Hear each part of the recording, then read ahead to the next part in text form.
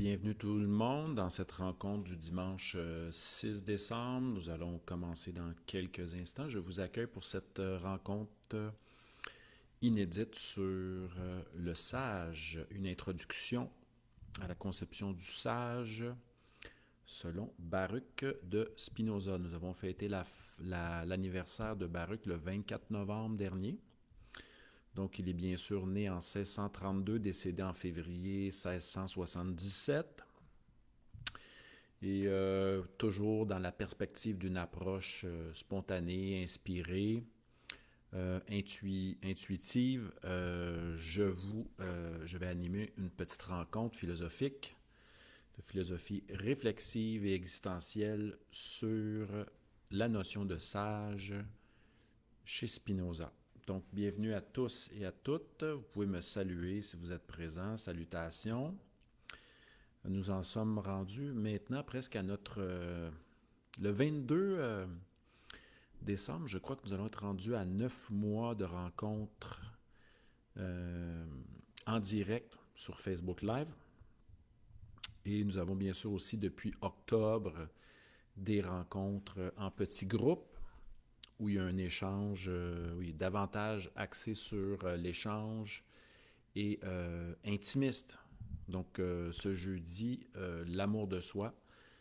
Une réflexion sur qu'est-ce que l'amour de soi, jeudi à 19h sur Zoom. Donc, les rencontres Zoom sont débutées depuis le mois d'octobre. Donc, je suis les signes, conscientisés. Salutations à Marc, hein. Bien sûr, merci Marc d'être là. Ce qui me rappelle qu'on avait préparé, grâce à Marc Lajoie, du lac Renault à Prévost, une rencontre en l'honneur de Denis Goujon. Je crois que c'était possiblement, je ne suis pas sûr si c'était en 2012, mais Marc pourra me rafraîchir la mémoire, une conférence donnée en l'honneur de Denis, bien sûr, passionné de philosophie, spiritualité, etc. Alors, merci d'être là. Je sais que Marc a un fort intérêt pour Spinoza. Salutations à Pierre, salutations à François, Isabelle, Vanda et compagnie. Donc, on aura une belle rencontre aujourd'hui sur Spinoza. Bien sûr, je vais vous lire j'ai choisi un passage. Nous allons lire le dernier passage de l'Éthique dans le chapitre 5. L'Éthique, qui est un texte publié après la mort de Spinoza par ses amis. Aujourd'hui, nous détenons non pas des copies manuscrites de la main, mais non pas des manuscrits tirés directement de la main de Spinoza, mais nous détenons 3 copies. Une en latin, une néerlandaise et bien sûr une nouvelle retrouvée en latin datant de 1675. Et on sait que Pierre-François Moreau établit la nouvelle édition de Spinoza chez Puf à partir de cela. Nous fonctionnons bien sûr pour aujourd'hui. Celui que je vous conseille, la traduction que je vous conseille d'acheter est celle de Robert Misrahi, publiée aux éditions de l'Éclat en 2005 et bien sûr représentée dans l'édition Livre de poche. Donc très, très accessible au niveau du prix. Et comment dire, mûri une œuvre, hein, une traduction mûrie par un amoureux de l'œuvre de Spinoza, Robert Misrahi, qui a écrit une cinquantaine de livres inspirés sur Spinoza et qui dans sa traduction, considère bien sûr l'importance de la compréhension du latin, du style de Spinoza, la musicalité, etc. Donc, il fait des belles remarques sur la traduction. On sait que les traductions de Spinoza ont commencé avec Sausset, première traduction française Sausset. On a eu ensuite Pratt, bien sûr Charles Lapune, Caillois, etc. Et là, on a la traduction bien sûr de Potra, hein, qui nous conserve le latin à gauche. Si vous achetez une autre édition très intéressante, celle de Potra, on a le latin à gauche et la traduction à droite avec aucune note en bas de page. Potra disant que, comment dire, Nous avons tous les principes établis dans l'éthique de Spinoza, bien sûr, en 5 chapitres, et toute la logique de cette ontologie éthique. Euh, à partir de tous les principes, on peut comprendre le contenu et l'aboutissement de l'éthique. Donc, la traduction de Potra, super intéressante aussi. Alors, de mon côté, je ne suis pas un spécialiste de Spinoza, je suis un humble amoureux de la pensée de Spinoza. Et qui m'a parlé d'abord en premier de Spinoza, c'est mon ami Chris, en 2012, je crois, qui m'a introduit à cette pensée-là à travers les cours, bien sûr, de Gilles Deleuze et du livre de Gilles Deleuze qui s'intitule Spinoza, philosophie pratique. On sait que la thèse de doctorat d'État de Deleuze porte sur Spinoza, qui s'intitule Spinoza et le problème de l'expression. Je crois que sa thèse de doctorat de deuxième cycle, de troisième cycle, mais pas la thèse d'État, portait sur David Hume, si je ne m'abuse, où c'était le fruit de son œuvre de départ, différence et répétition. Donc, il y a les cours accessibles si vous voulez avoir un certain accès à l'œuvre de Spinoza. Il y a le livre de Deleuze, Spinoza, philosophie pratique, et les cours de Deleuze disponibles en audio sur Spinoza. Il y en a plusieurs, c'est vraiment agréable. Donc, salutations à Daniel, à Tin, à Nicole, à Marc.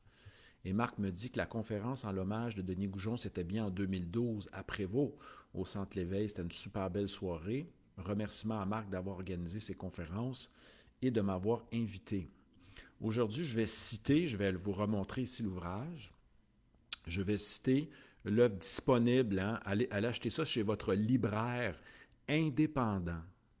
Indépendant des grosses multinationales, c'est-à-dire de votre libraire de quartier, allez acheter l'éthique traduction Mishrahi chez Livre de Poche en deçà de 20 $.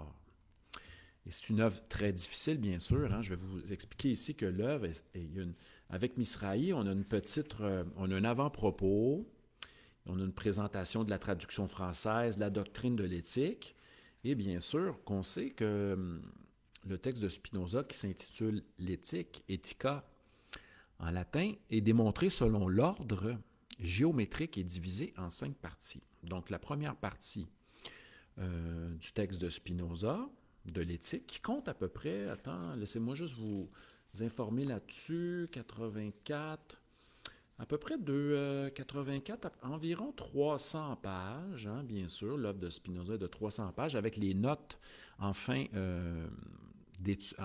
d'œuvre de Robert Mishrahi. Premier chapitre de Dieu.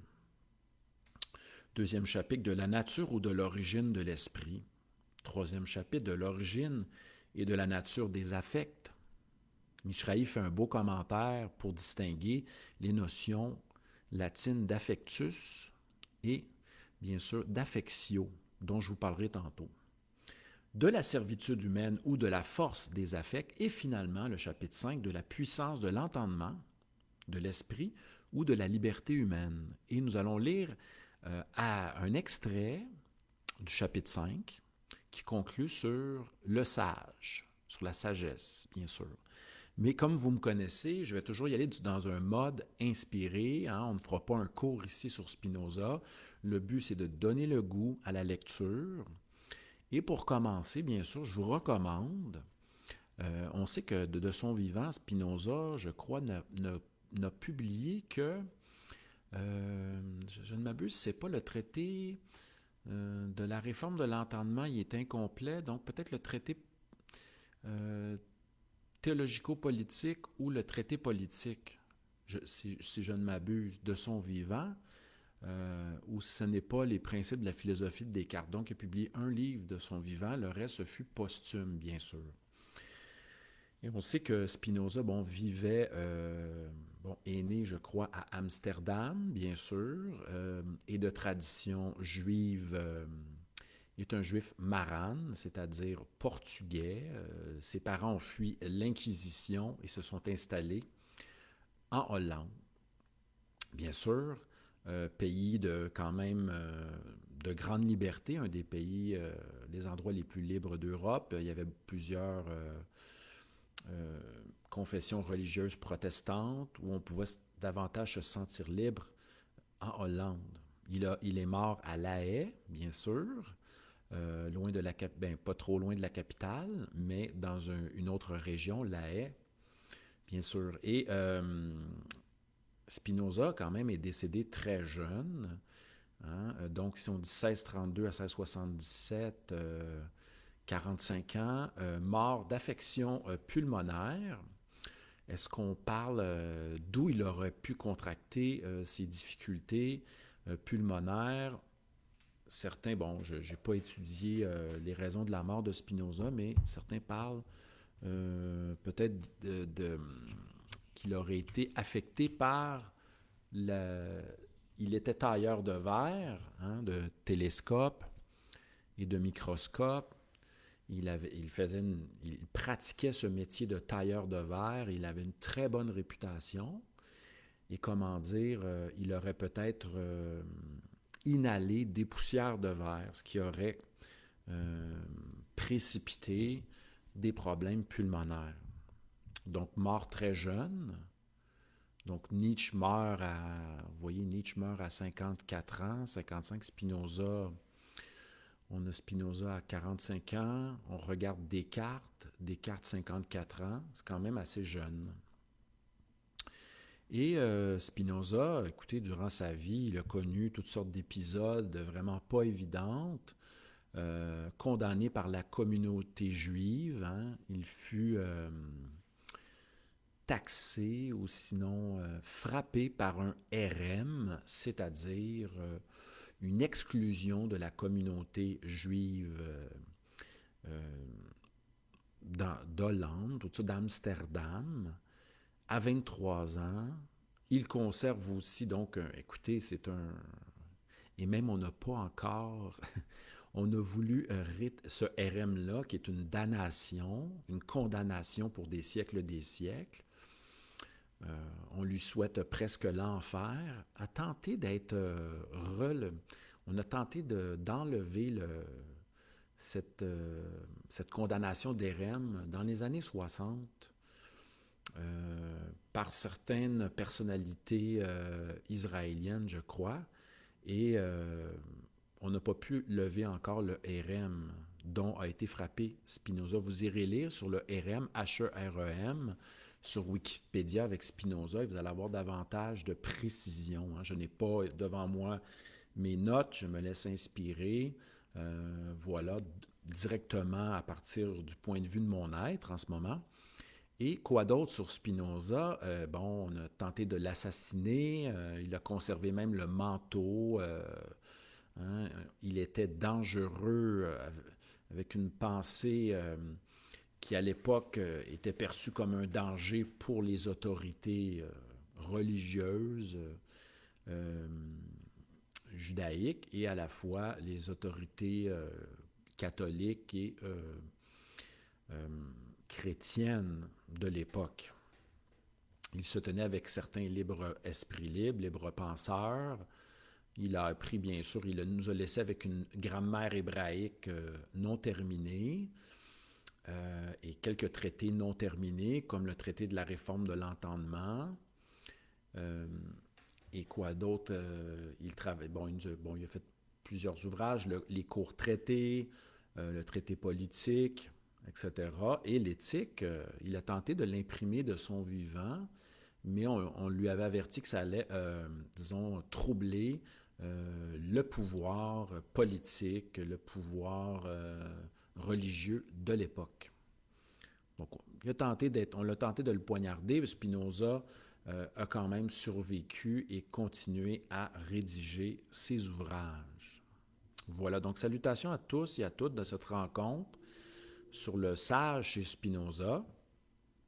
Alors, je vous ai fait une petite présentation, il a même, pour en rajouter, il a même refusé un poste à l'université d'Heidelberg, hein, un poste de philosophie. Mais Spinoza voulait conserver sa liberté, ne pas se faire récupérer par un pouvoir. On lui avait offert une chaire de philosophie. Il a refusé ce poste. Donc, c'est un esprit libre.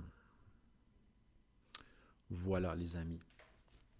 Donc, écoutez, bienvenue à ces rencontres de philosophie impromptues du dimanche avec Mathieu Martel, esprit libre, auteur, conférencier, professeur de philo au collégial.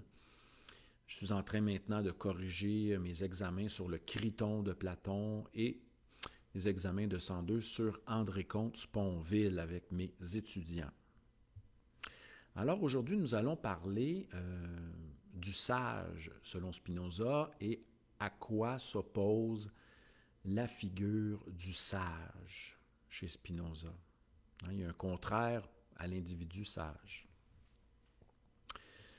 Voilà, on va commencer dans quelques instants. Je vais en profiter pour saluer les gens qui sont là. Daniel, Tine, Nicole, Marc, François, Vanda et compagnie. Donc, c'était une conférence, une rencontre attendue. Je vais de manière spontanée, intuitive, ressentie pour ce live sur Spinoza.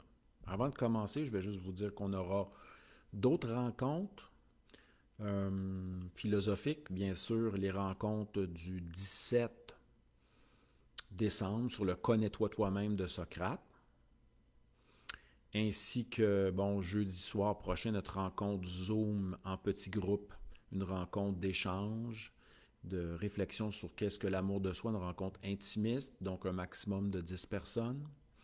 Bien sûr, notre rencontre sur l'équinoxe, le passage à la lumière le 20 décembre et bien sûr, le 27 décembre, je reviendrai sur le concept de joie chez Spinoza versus Clément Rosset le 27 décembre. Donc, on a plusieurs activités. En route vers la nouvelle année 2021, on sait qu'on a une rencontre le 3 janvier qui s'intitule « Carpe diem » ou « Cueillir le jour » inspiré de la fameuse phrase du poète latin Horace. Donc, on va commencer l'année en lumière également. Alors, qu'est-ce qu'un sage pour Spinoza? Dans la présentation du livre que l'on appelle l'Éthique, qui est un livre construit sur le mode géométrique. On a bien sûr, si je me dirige ici, dans le premier chapitre, qui s'intitule « De Dieu ». Deus sive natura, Dieu, c'est-à-dire la nature. Donc, le chapitre de Dieu, comment ça fonctionne chez Spinoza? D'abord, on présente nos définitions. Ensuite, il y a les explications, des actions, les propositions, les sections qu'on appelle corollaires et scolies. Et on dirait que Deleuze était d'accord avec cette position-là, que dans les scolies, c'est là qu'on retrouve les éclairs intuitives très vivantes de Spinoza. Donc, pour rentrer dans l'ouvrage de Spinoza, j'avais ouvert la parenthèse tantôt, on peut commencer avec le livre de Frédéric Lenoir pour comprendre une belle biographie, l'explication de sa vie, le contexte historique, c'est très bien on peut commencer avec ça. Après, on peut aller dans le Deleuze en écoutant les audios de Deleuze sur Spinoza et en lisant Spinoza, philosophie pratique. Mais si on veut pénétrer dans l'œuvre de Spinoza, on peut commencer par lire les définitions, les propositions et les scolies, sans tout de suite rentrer dans le mode démonstratif, qui est un peu plus difficile. Voilà. Donc, on sait que Spinoza commence son premier chapitre en stabilisant, en présentant la notion de Dieu. Dieu, c'est-à-dire la totalité, la nature infinie, éternelle, cause de soi. Et l'être humain fait partie, qui est substance également, unique substance, et l'être humain fait partie intégrante de la nature parce qu'il possède deux attributs parmi les infinités d'attributs de la nature. Donc, l'être humain possède la pensée et l'étendue, qui sont deux attributs. L'être humain est une manière d'être de la nature, c'est-à-dire qu'il est une forme de mode de la nature. Il possède deux attributs. Et tout commence de manière, tout est défini, tout se tient logiquement et tout est expliqué de manière déductive. Et là, c'est juste pour vous placer le rôle de l'être humain. Mais je vais revenir au premier principe selon Spinoza. Qu'est-ce que l'essence de l'être humain? Hein? Quelle est sa nature à lui qui fait partie de la nature avec un grand N, la nature naturante? Il est un mode de cette nature naturante-là. Donc l'être humain, l'essence de l'être humain pour Spinoza, c'est le désir, c'est le désir. Ce n'est pas la raison, ce n'est pas des facultés, ce n'est pas uniquement la pensée. L'essence de l'être humain, pour Spinoza, c'est le désir et la conscience, hein? Le désir accompagné de la conscience de ce désir-là. Donc, c'est le point de départ, c'est une philosophie qui tient en compte le désir. OK? J'espère que c'est clair comme première base. Donc, nous sommes des êtres désirants, qu'on soit homme, femme, enfant, etc. etc. Et nous sommes appelés, comment dire, nous désirons. Et qu'est-ce que nous dit Spinoza pour nous éclairer un petit peu là-dessus? Spinoza dit nous n'avons pas à désirer un bien transcendant, imposé de l'extérieur par quelconque autorité gouvernementale, religieuse ou même morale. Hein? Donc, il n'y a pas de bien qui nous transcende, auquel il faut obéir. Assez clair? Exemple, c'est-à-dire obéir aux principes de la religion catholique, obéir aux injonctions gouvernementales, obéir à ce qu'on appelle la morale dominante, la morale sociale, obéir aux principes de philosophie kantienne ou aux 10 commandements. Il n'y a rien de tel qu'une obéissance pour l'individu à ce qu'on appelle des principes pouvant le transcender. Spinoza est très clair dans sa formule. Ce n'est pas le bien que nous désirons, hein, ce qui est instauré comme étant le bien. C'est ce que nous désirons qui constitue le bien. Voilà, il y a vraiment une différence de perspective. Est-ce que je pourrais vous donner un exemple, vous situer par rapport à cela? Quel exemple que je pourrais prendre? Donc, admettons que je désire aller faire une promenade dans la montagne qui est au Mont-Royal, qui n'est pas très loin de chez moi. J'ai un désir. Donc, Spinoza dit que le désir, c'est une forme, c'est un appétit. Et ce qui distingue le désir de l'être humain versus le désir des animaux, bon, dans sa perspective, c'est la conscience que nous pouvons avoir de notre désir. Donc, je désire aller faire une promenade au Mont-Royal. Et Spinoza dit que le désir est tout le temps accompagné de l'idée de ce désir-là. Donc, désir et conscience fonctionnent de pair. Toujours de pair. Donc, j'ai la conscience d'un désir, d'un élan pour aller faire une promenade en direction du Mont-Royal. Je vais, j'entame ma promenade, je me rends au Mont-Royal, je respire l'air, je goûte au soleil. je remplis mes poumons, je contemple, etc. Et tout cela, c'est un mode et je me sens bien.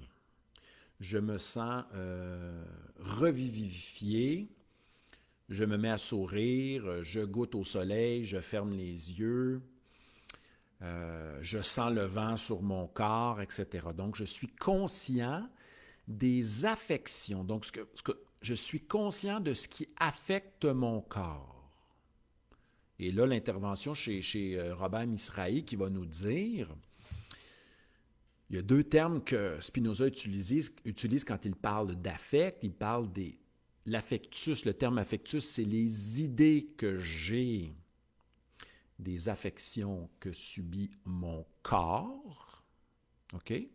Donc, les affectio qui veut dire les modifications que mon corps subit, et affectus, c'est la conscientisation ou les idées que je suis capable de me faire sur mon corps qui est affecté. Donc, reprenons notre image. Je suis sur le Mont-Royal au sommet, soleil, vent, fraîcheur. Je suis à la fois réchauffé par le soleil. Hein?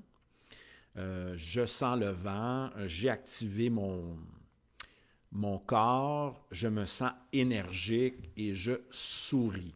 Donc ici, Spinoza va nous dire que nous vivons un épisode consciente de joie. C'est-à-dire le passage d'un état de perfection à un état de perfection supérieur, hein, d'un état moindre de perfection à un état plus élevé de perfection. Quant à perfection, c'est ma nature qui, augmente sa puissance d'exister. Donc là, je conscientise, je suis sur le sommet du Mont-Royal, au sommet du Mont-Royal, et je me sens joyeux, je me sens énergique, je ressens les éléments de la nature, et cela, j'ai activé mon corps, ça fait 5 ou 6 kilomètres que je marche, et je me sens mieux qu'auparavant. Donc, j'ai suivi mon élan, j'ai suivi mon désir, et je conscientise tout le long de cette promenade, et je me rends compte que cela me procure de la joie. Donc, il y a plusieurs thèmes chez Spinoza pour la joie. On salue notre ami Sylvain Godette, hein?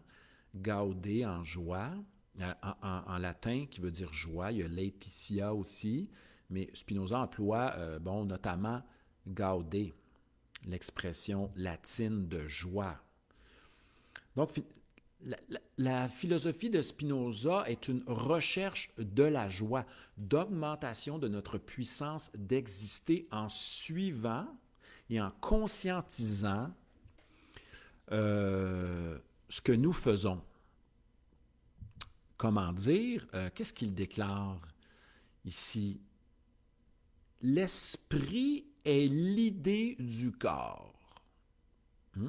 Pour Spinoza, l'esprit, c'est l'idée du corps qui va conscientiser et réfléchir sur les affects, les modifications de notre corps. On sait que le soleil peut modifier notre corps, le vent, les éléments, ce que nous buvons, la musique que nous écoutons, les gens avec qui nous avons des discussions. La seule question qu'il faut se poser, ce que j'accomplis dans la vie par désir, est-ce que j'accomplis premièrement, est-ce que ma vie est menée à partir de la considération de mon désir, où je suis en train d'obéir à des instances extérieures, ou à ce que j'aurais, déterminé dans mon esprit, mais sans le conscientiser dans mon corps? Est-ce que je n'aurais pas introjecté des principes qui sont dits socialement, politiquement, moralement, religieusement comme étant de bons principes? Il faut les vérifier. La philosophie de Spinoza est une philosophie dite immanente où nous-mêmes, par notre prise de conscience, nous vérifions si nous sommes dans la joie, qui est l'augmentation de notre puissance d'exister. Si on se sent déprimé, fatigué, confus, Spinoza nous donne des éléments pour sortir de cet état-là. Questionnons-nous sur les causes de notre état. Nous sommes capables, parce que la philosophie de Spinoza est une recherche, bien sûr, de compréhension, une recherche des causes. Il a cette fameuse phrase, l'être humain est conscient de ce qui l'affecte, mais est-il conscient des causes sous-jacentes à ce qui l'affecte? Êtes-vous conscient de ce qui vous rend joyeux? Êtes-vous conscient de, par ailleurs, ce qui s'oppose à la joie chez Spinoza, c'est la tristesse. Êtes-vous conscient de ce qui cause la tristesse en vous? Donc, dans l'éthique, en lisant l'éthique, et on sait que des grands philosophes, j'ouvre une parenthèse ici, on sait que Hegel s'est exclamé du système de Spinoza en disant que « wow, quel système puissant ». Nietzsche a été affecté aussi, même s'il n'a pas lu Spinoza dans le texte, il a lu des articles sur Spinoza. Deleuze l'a appelé le prince des philosophes. Bergson a dit « j'ai ma philosophie et celle de Spinoza ». Depuis une trentaine d'années, Spinoza,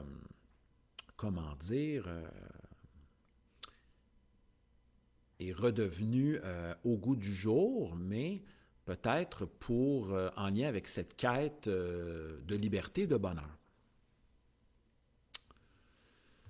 On salue notre amie Isabelle Rivard, professeure aussi de philosophie depuis 20 ans. On la salue, elle est parmi nous. Est-ce qu'elle vient m'analyser? Est-ce qu'elle vient, évaluer ma prestation ou elle vient découvrir Spinoza par plaisir? Je reviens à notre principe, la joie.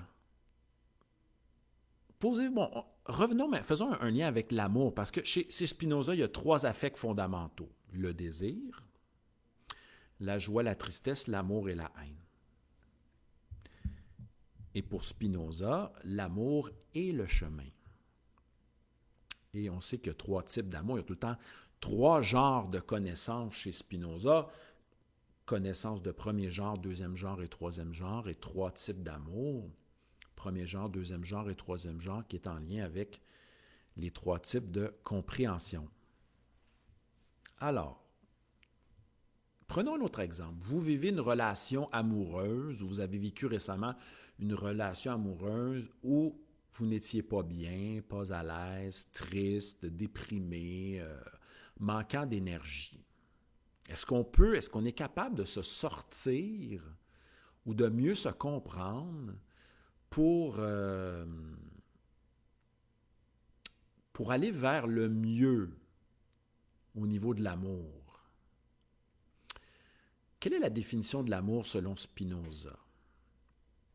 Donc, le premier niveau de l'amour va comme suit par définition, parce que tout est défini chez Spinoza. L'amour est une joie. C'est le point de départ.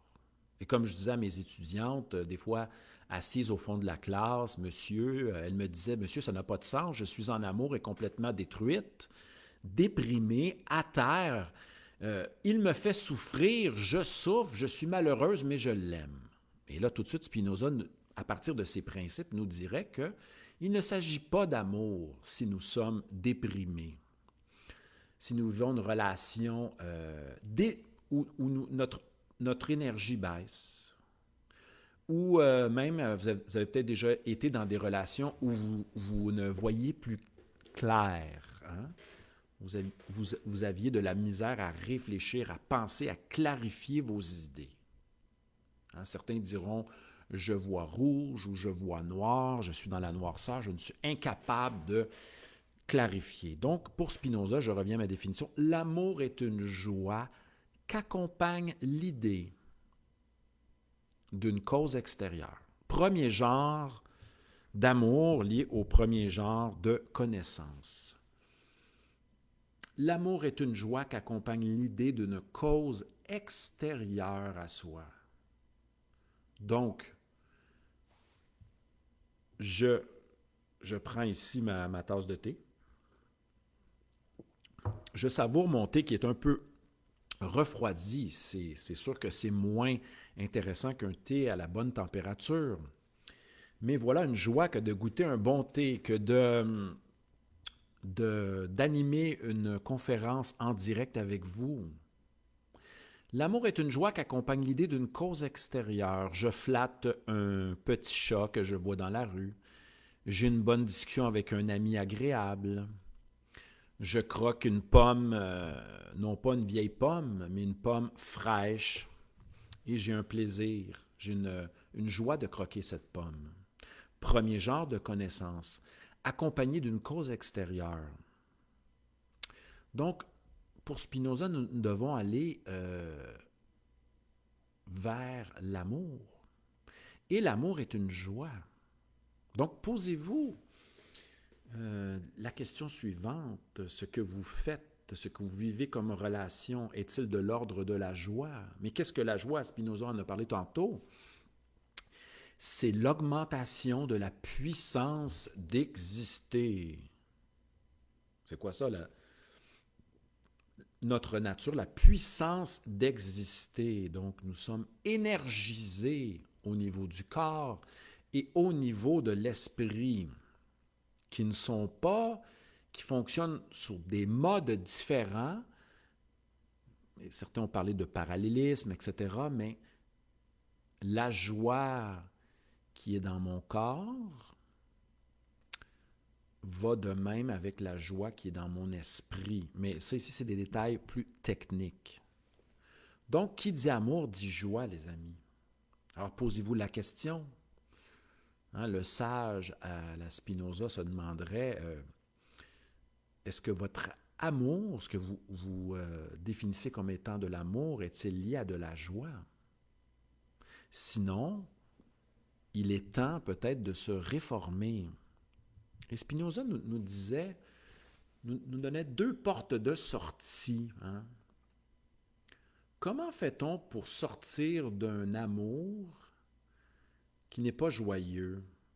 Donc, premièrement, de prendre conscience des implications de cet amour-là, hein, de ce qu'il entraîne comme conséquence en nous, de conscientiser. Parce que le désir est aussi activité de compréhension. Hein? On ne parle pas de... Mishraï nous dit qu'il n'y a pas question, il n'est pas question de faculté chez Spinoza, la faculté de penser, de vouloir, etc. Il est question de le désir qui est aussi désir de compréhension, de connaître, de recherche des causes profondes. Alors, on peut vérifier que cet amour-là ne rend pas, nous rend triste en expliquant, en comprenant bien les causes et les effets. Et par ailleurs, seul un objet d'amour supérieur peut nous éloigner ou nous faire sortir de l'état léthargique de l'amour que nous vivons ou de l'état d'un amour qui nous déprime. Un amour supérieur, pas nécessairement en lien avec un être humain, mais ça peut être une passion pour la musique, un instrument, l'écriture, etc. Hein? Il y a la belle question de Spinoza qui nous dit à quelle qualité d'objet d'amour êtes-vous lié? Vous lié quelle est la qualité de l'objet d'amour auquel vous êtes lié? Posez-vous la question. Voilà donc la manière de se sortir. Et quel est l'amour de second genre? J'y vais avec la définition à nouveau. L'amour est une joie qu'accompagne l'idée d'une cause intérieure à la nature du sujet, qui est un mode, de l'être humain, cause intérieure, qui est en lien directement avec ta nature profonde, c'est-à-dire exercer. Ce qui nous rend joyeux, c'est d'exercer, d'être actif en accord avec notre nature profonde, ce qui provoque l'acquiescentia in se ipso, c'est-à-dire la satisfaction de soi. Et là, on n'est plus dans la cause, recherche de causes extérieures, mais compréhension des causes intérieures et activités faites en lien avec notre nature profonde. C'est-à-dire d'exercer, d'être actif, de désirer comprendre, de s'exercer en accord avec sa nature profonde, comme en ce moment quand je donne un live. Je suis en accord avec ma nature profonde. Et le troisième genre d'amour, qui est lié au troisième genre de connaissance, j'espère que je n'ai pas inversé les chiffres là, ici, mais le genre supérieur de connaissance, qui est la recherche de la compréhension de la nature. Hein? Spinoza va appeler ça l'amour intellectuel de Dieu, mais ce n'est pas strictement intellectuel, c'est un engagement dans la compréhension de la totalité, hein, qui est presque le désir métaphysique dans le sens où Spinoza, ça va être ontologico-éthique, de la totalité qui est la nature, qui est Dieu, qui est la nature infinie, éternelle et totalisante. Voilà le troisième genre. Donc, quitter la sphère de l'extériorité, de l'intériorité, d'aller vers l'aspect plus englobant. Voilà donc la sagesse, pour Spinoza, c'est le désir de la compréhension et d'actualisation de sa nature en quittant. Donc, plus il y a compréhension, plus il y a accord avec sa propre nature, plus on s'éloigne de la servitude des affects, moins on est ballotté par les causes extérieures.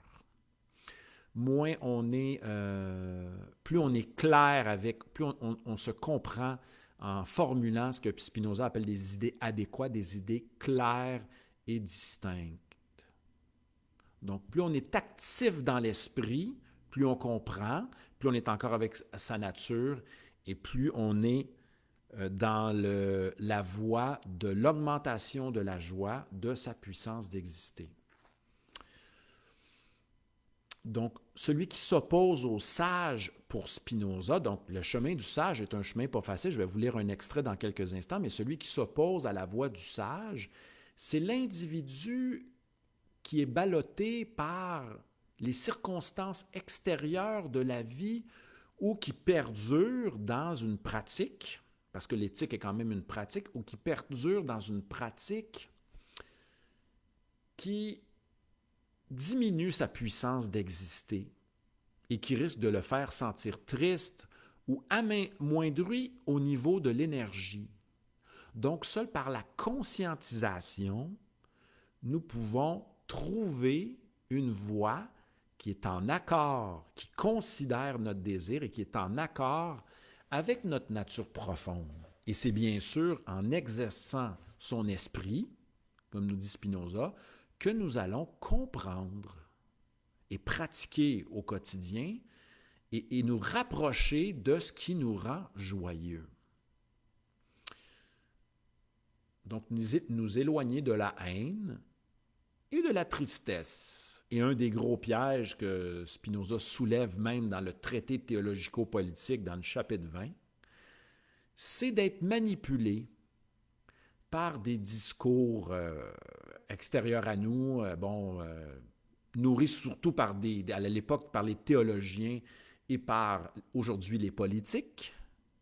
Un discours où on nous fait miroiter de l'espoir, que ça va bien aller, que ça va mieux aller, quand quelque chose d'extérieur à nous viendra nous sauver. Que ce soit le retour du Messie, que ce soit un vaccin, que ce soit, le discours d'un gourou, l'amour qui va nous compléter. Voilà. hein, puisque l'amour pour Spinoza, c'est quelque chose d'absolument à 3 dimensions et qui part de soi. Hein. On ne se complète pas en amour avec Spinoza. Et de cesser d'être ballotté par l'espoir et finalement d'être pris dans les menaces de la peur. Hein. Crainte et espoir fonctionnent de pair pour Spinoza. Ce sont les deux pièges qui vont venir nous déstabiliser au niveau affectif. Hein? Nous allons être manipulés et le politicien fonctionne comme ça. Hein? Obama, dans un de ses fameux discours, je n'amène pas la peur, j'amène l'espoir. Et d'autres politiciens qui nous lancent des faux dilemmes, ou bien vous êtes avec nous, ou bien vous êtes contre nous, et qui nous manipulent les esprits incrédules et les êtres qui ne sont pas actifs au niveau de l'esprit et qui ne comprennent pas leurs propres désirs. Nous sommes manipulés par la peur et l'espoir. Oui, bien Spinoza l'explique bien dans le traité théologico-politique, lorsqu'il dit, à peu près comme suit, que celui qui a peur espère secrètement sortir de cet état-là, et celui qui espère que les choses vont mieux aller, c'est qu'il vit un état de peur actuel qui l'insécurise. Notre seule possibilité de sortie, c'est d'être actif au niveau de l'esprit, et Spinoza le dit bien, il ne parle pas d'âme, mais bien sûr de l'esprit, de commencer à réfléchir sur soi-même, sur la totalité de la nature, de commencer à réfléchir pour désirer comprendre. Et il parle d'aller à la recherche, d'avoir des idées adéquates sur ce qui se passe. Mais de commencer, bien sûr, par nous-mêmes. Hein, de s'observer soi-même et de conscientiser à savoir ce qui nous amène de la joie et ce qui nous pousse à vivre de la tristesse. Et on sait que dans le chapitre 3, qui s'appelle « Des affects », Spinoza va définir toutes les gammes d'émotions, l'arrogance, la jalousie, l'envie, la culpabilité pour mieux comprendre. Hein, pour mieux comprendre les affects, une fois qu'on les comprend, il le dit, c'est un petit peu le fondement même de la psychologie peut-être moderne, une fois que l'on accueille, qu'on l'on ressent, que l'on tente de comprendre les affects, les sentiments variés, on est apte à avoir une certaine distance face à ces affects-là. Et on comprend mieux, parce que pour Spinoza, tout s'explique par des causes fondamentales. Je donnais l'exemple avec mes élèves de l'arrogance. Qu'est-ce que l'arrogance pour Spinoza? Spinoza veut essayer de comprendre, pour lui, c'est une erreur, l'arrogance c'est une erreur, mais elle n'est pas elle est à comprendre, elle est pas on n'a pas à juger moralement l'arrogance. Mais l'arrogance, le fondement de l'arrogance, c'est un amour démesuré. Okay? Donc, qu'est-ce qui cause l'arrogance? Quelle est la cause de l'arrogance? Je vais essayer de m'en rappeler là, par définition. C'est de faire une trop grande considération de soi-même. C'est se considérer plus que ce que l'on est au niveau de nos capacités. Et cette augmentation-là de notre amour propre, elle est faite à partir d'une pratique de l'imagination. C'est-à-dire qu'on n'est pas clair et compréhensif de manière adéquate au niveau de notre description, de notre... C'est un amour qui est plus grand que nature. C'est de faire une plus grande considération de soi-même par amour, mais non pas basé sur la raison, mais sur l'imagination. Donc, Spinoza nous explique par définition qu'est-ce que la joie, qu'est-ce que la tristesse, l'envie, la jalousie, la culpabilité. Ça, c'est le chapitre 3. Parce que lui, il veut qu'on se libère de ces affects, justement. Pourquoi? Il veut qu'on se libère des affects qui diminuent notre puissance d'agir et qui diminuent notre nature. Donc, c'est tout un parcours à faire d'auto-observation consciente de soi et de se demander, est-ce que cette relation-là que je vis augmente ou diminue ma puissance d'exister? Est-ce qu'elle me procure de la joie? Ou elle va dire, comme Spinoza, elle va m'amener dans un état de fluctuation de mon âme où je reste dans un état de grisaille et de flou. Hein? Donc, cette pratique-là de l'éthique est quelque chose qui se fait au quotidien, à chaque instant, pour, en quelque sorte, atteindre un état d'autonomie, de béatitude, par une forme de pratique compréhensive. Les amis, je dois vous lire. Si vous avez des questions, ne vous gênez pas, là, je suis un peu emporté. Bien sûr, je me laisse emporter avec enthousiasme. Je vais vous lire le dernier passage sur la sagesse. Ici, je vous avais promis ça. C'est la dernière scolie du texte. Allons-y. Mais le sage, au contraire, je vais vous parler des deux. Bon. J'ai achevé ainsi l'examen de tout ce qui concerne le pouvoir de l'esprit, sur ses affects et la liberté de l'esprit.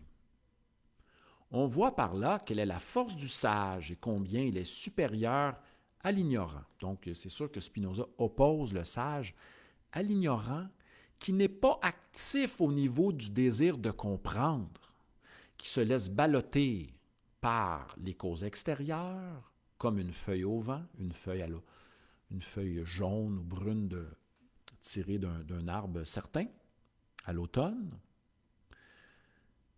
L'ignorant est conduit par, nous dit Spinoza, par ses seuls désirs sensuels. Donc, il est bien sûr dans l'amour souvent du premier genre, sans passer au deuxième type d'amour, au troisième type d'amour, même au deuxième type de connaissance et troisième type de connaissance. Le deuxième type de connaissance, le premier type de connaissance est basé sur l'opinion, les oui-dire, les perceptions, les sensations. Le deuxième, on tombe davantage dans une connaissance basée sur l'expérience. On fait des rapports, des comparaisons. On est dans le mode déductif, de l'analyse. Et le troisième, qui est la recherche de la connaissance intuitive fondamentale, qui est la recherche de l'essence de chaque chose, la recherche des causes, de la cause première du phénomène ou du phénomène naturel. Donc, l'ignorant est ballotté simplement par les désirs sensuels. Il obéit aux pulsions de l'extériorité, aux injonctions morales, politiques, sociétales, qu'il reçoit à travers les médias, la publicité, les journaux, les discours. Voilà. Il est ballotté par les causes extérieures, par les désirs sensuels. Non seulement l'ignorant est agité de 1000 façons, il ne possède jamais la vraie satisfaction de l'âme. C'est tout le temps le désir insatisfait à la Schopenhauer. Quand il parle du désir comme manque, le désir est souffrance.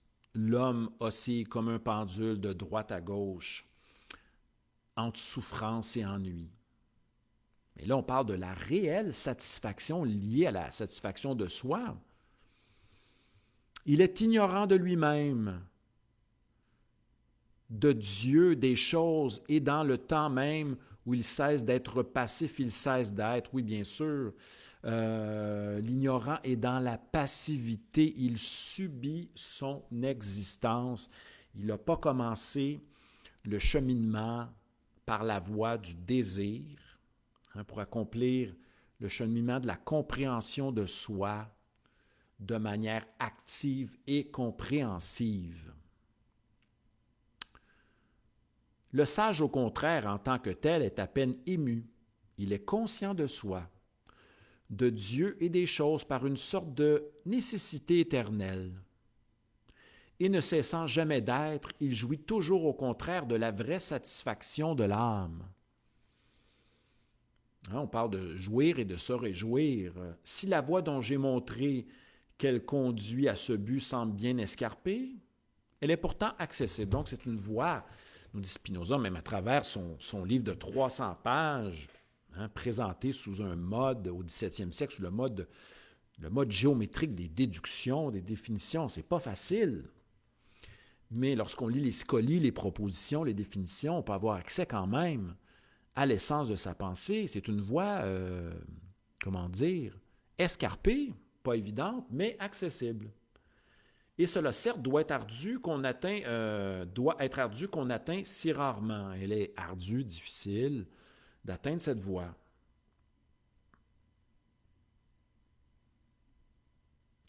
Et il termine le texte en disant mais tout ce qui est précieux est aussi difficile que rare. Donc, la vie vécue dans la joie, c'est quelque chose de rare, de difficile, mais cela vaut la peine, car le texte spinoziste, c'est vraiment le texte d'une philosophie pratique de la révolution intérieure pour être en accord avec sa nature et vivre davantage sous le mode de la joie, activement. Et ne pas être sous le mode de l'attente, de la passivité, de la réactivité. C'est vraiment devenir actif, un sage actif, parce qu'il pratique ce qu'il aime, et il est conscient que ce que la joie apporte, et plus il comprend, plus il devient vaste, et plus il devient joyeux, dans le sens de l'augmentation de sa puissance d'exister. On sait qu'Onfray, même mon livre La puissance de l'instant, le dernier chapitre de la puissance de l'instant que vous voyez derrière, je parle aussi de la puissance d'exister. J'ai mis une belle phrase de Rosset cette semaine. La joie, c'est quoi? Rosset, c'est encore plus embryonnaire, c'est-à-dire que c'est vraiment plus... Qu'est-ce que la joie? C'est d'être joyeux d'exister. Donc, on n'est même pas dans la recherche de compréhension de cause, c'est la pure... Puis c'est pour ça que je vais faire une conférence sur Rosset et Spinoza, car à la fois, ils se recoupent par la prédominance de la joie, mais à la fois, ils s'éloignent parce qu'on sait que Rosset a une vision tragique des choses, au sens où le réel ne peut pas être compris, est insaisissable, ineffable, etc., il nous dépasse, etc. Et Spinoza, c'est une autre voie. Donc, j'ai bien hâte de faire cette conférence-là le 27 décembre.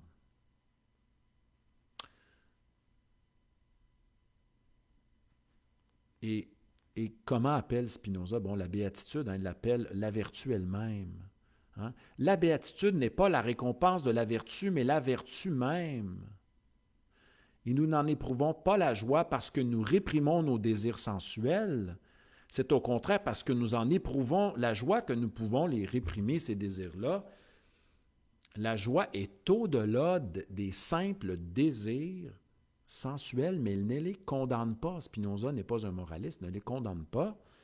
Il dit que la joie, c'est de vivre à un degré supérieur de compréhension en accueillant, bien sûr, en vérifiant, bien sûr, j'ai oublié de parler de la raison, mais en vérifiant si ces désirs sont bons, ces plaisirs sont bons pour nous. C'est à nous de vérifier si ces désirs sont bons pour nous et non pas une autorité extérieure à nous qui va venir nous évaluer. Donc, une forme d'autonomie. On sait que Spinoza est un avant-gardiste, un précurseur des Lumières, précurseur de l'aspect au niveau politique, au niveau précurseur de la vision démocratique et de la liberté individuelle. Donc, sur ça, les amis, je vais prendre une petite gorgée. Je vous remercie d'avoir été présent, d'être présent. Écoutez, je me suis laissé être dans cette rencontre. Bien sûr, toujours de la même approche, intuitive, inspirée, enthousiasme, hein, inspiration, enthousiasme, voilà avec vous. J'espère que je vous ai donné le goût d'aller explorer Spinoza, soit par, bien sûr, le livre de Frédéric Lenoir, juste simplement pour l'aspect historique et biographique. On peut aller dans le Deleuze en utilisant Spinoza, philosophie pratique.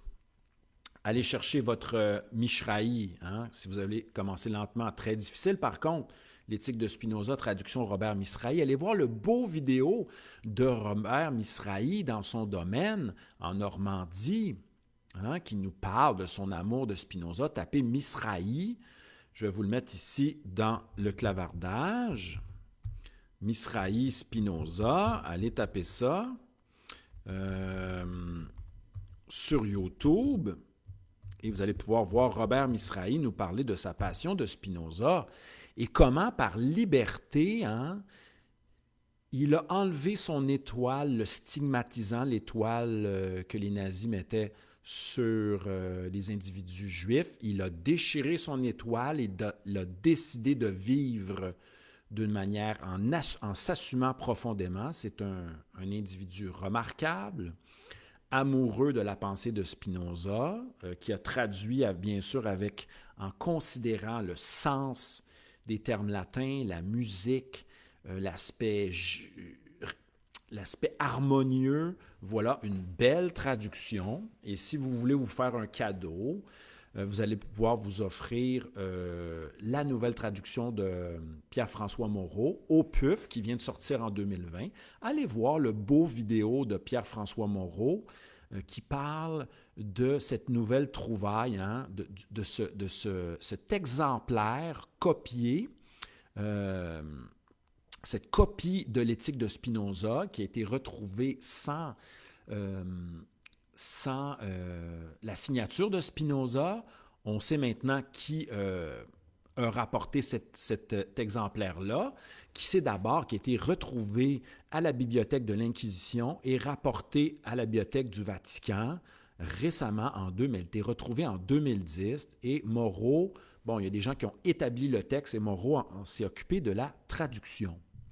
Qu'est-ce qu'on a sur Spinoza, bien sûr? On a bien sûr nos enregistrements de Gilles Deleuze à Vincennes. En audio, vous allez pouvoir écouter comment Deleuze nous présente son Spinoza, bien sûr. Et voilà pour les petites introductions. Il y a plusieurs livres maintenant qui ont été sortis. Il y a aussi Maxime Rovéré qui a écrit un livre sur le clan Spinoza, qui est plus d'ordre biographique, qui a aussi traduit les lettres de Spinoza chez GF. Donc, les amis, merci d'avoir été là.